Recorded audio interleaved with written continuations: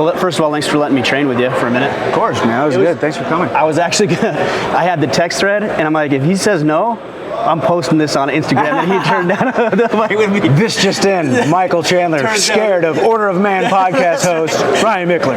But you accepted, challenge accepted, and you worked me over pretty good. Yeah, that was good. It was cool. It's interesting to see, like, just different layers to the game and levels. You know, you're used to training with the guys you know, but then top level like yourself and the other guys here is pretty incredible.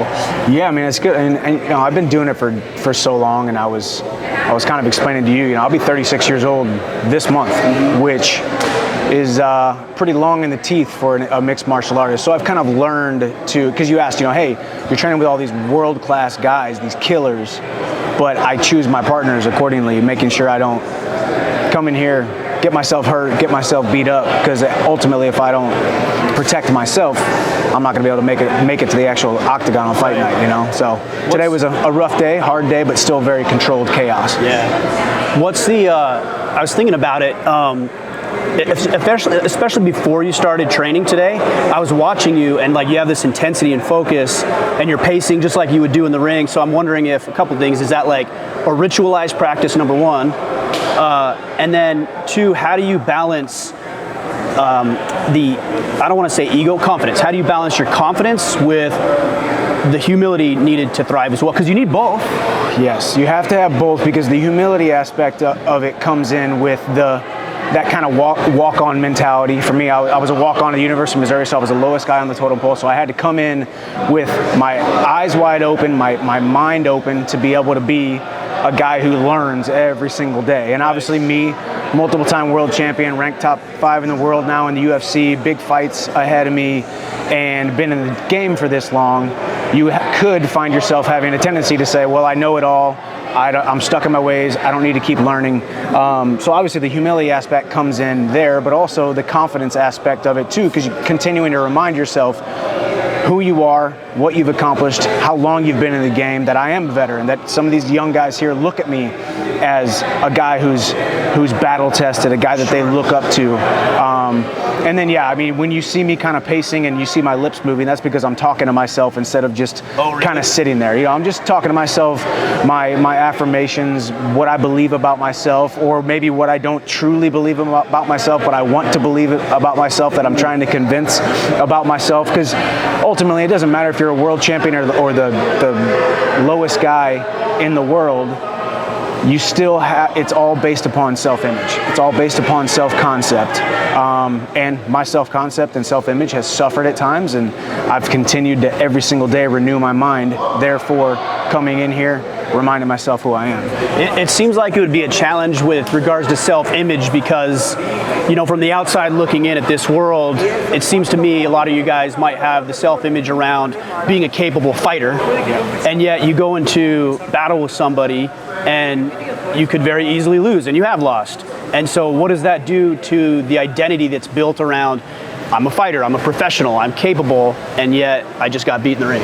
Yeah, it's hard, because the other thing though too is, say you're in the corporate world, or say you're in your position, and you ask a big time guest, they say, no, you're not good enough. Order of Man podcast isn't a big enough platform for me. That was a failure in front of 2, maybe 3 people that might find out. Exactly. So my failure, not to downplay your failures, I know where you're going with this. So where I'm going with it is that exact scenario. I'm the main event at the Toyota Center in Houston, Texas, on a pay-per-view, fighting for the world title. I lost in front of millions of people. So when your downfalls and your shortcomings are broadcast for all the world to see, there's some freedom in it, knowing that even when people look at that and go, ooh, that's a rough one, ooh, that's embarrassing, ooh, I'm so glad I'm not in that guy's position, there's an inkling inside every human being that is drawn to that, saying, well, at least he went out there and failed while daring greatly, So I've gone through those different aspects of it because I've been extremely embarrassed and want to hide from my failures, but then now I kind of take them in stride, enjoy them, and realize that every time that I fail, I get another opportunity to speak with people like yourself with huge platforms who are speaking to men or women who are constantly failing, and they're failing their way to becoming the man or woman that they want to be. And it's kind of become my platform, and I didn't necessarily think that my platform would be that kind of failure way to where you want to be, but it's kind of become that because it's just a byproduct. You're going to lose. In this sport, you will lose. It's not a matter of if, it's a matter of when. Well, I was thinking about the Gaethje fight. The thing that was interesting about that is, you say, fail while daring greatly to, a hat tip to Theodore Roosevelt on that one. But it's not just daring greatly. Like the way even that you performed, the way that you showed up, the intensity that you brought. To me, I know you lost. You processed it, I'm sure. But at the same time, like, dang, that was like your stock went up, I guess is what they would say in that fight. Yeah, and of course there's different camps on that. Even in my own mind, I'm like, well, hey, I had a game plan. I strayed away from the game plan. There was an easier path to victory than fighting the way that I fought. But ultimately, too, I mean, you talk to very interesting, high-performing men, and there's something inside of us that wants a battle to fight, right? A battle to fight, an adventure to have, a beauty to win. John Eldridge, Wild at Heart. You sent me that book signed by John Eldridge, which was freaking amazing. And I think we talked about that quote the first time I was on your podcast, and then you sent that to me, so thank you. But also that was the physical manifestation of the desires of my heart inside of that cage. First round, landed a couple big shots, saw him wobbled, threw caution to the wind. I was inside the battle, and I can rest easy knowing that even though I got caught up in the moment, even though I lost, even though it wasn't the greatest path to victory, even though I didn't perform like a seasoned veteran champion that night, I proved to myself who I am, and I continued to put more brushstrokes on this masterpiece that I'm trying to paint to get more and more people out of their comfort zone. That if this little guy from a little town who was taught to do tiny little things can be on this world stage and be in huge fights like that and come back from adversity and pick himself up, then I'm fulfilling my calling in this sport. I like the metaphor of the brushstrokes because not every stroke is perfect, right? Sure. And sometimes you're like, I need to cover that one up or do something different. You just cover it up, change the color, squiggle it out, wipe it out, and then what seemed like a horrible, detrimental brushstroke on the masterpiece actually just gets covered up, swept under the rug, completely forgot about, and then a new brushstroke goes over top of it. Yeah. That actually the pulling through of the failure brushstroke with the good brushstroke on top of it pulls out an even cooler aspect and depth, which I don't know where, we just went down a rabbit hole on that metaphor, but it makes a lot of sense, With Ferguson coming up, I don't want to get necessarily into the fight because you do plenty of that stuff. Actually, one thing I'm very curious about is, there's the pre-fight and there's the jack and jaw and the mental games of it.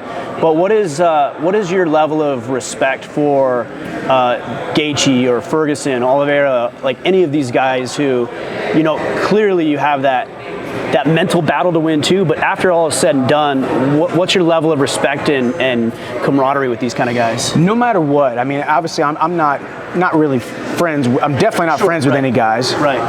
And I'm cordial with very few. Like I think when I see Gaethje, there's going to be a sense of cordialness. Like even after the fight, you saw us hug and just like, yo, dude, that was epic. What just happened? You already have a certain amount of respect for these guys because you know the life that they live. Yeah.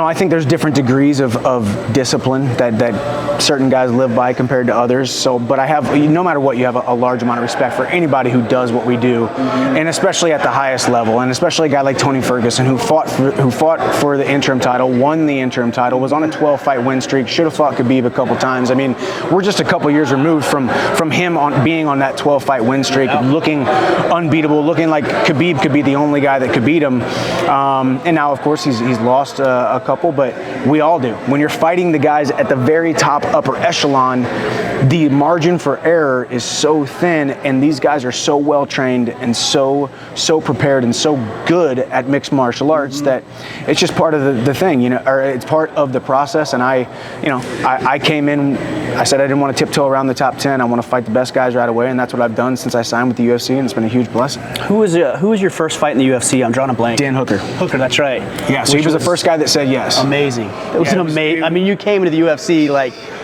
fire, probably the way you wanted to. Yeah, and there's a lesson in there too, because I'm telling you right now, Ryan, I was 100% positive that I was going to win the world title after I beat him, and they said you're going to fight Charles Oliveira in May. I said this is too perfect. God himself scripted this thing with so much confidence inside of me that I would come to the UFC, have that big knockout, do the backflip, do the promo, all the buzz, get the world title. And I got the world title shot, not because I necessarily was the most deserving of it. You had Khabib retiring. You had Dustin Poirier versus Conor McGregor. They were about to do their trilogy. So me and Charles Oliveira were the only two that really made sense. So it was just a perfect set of circumstances, a perfect script that was written.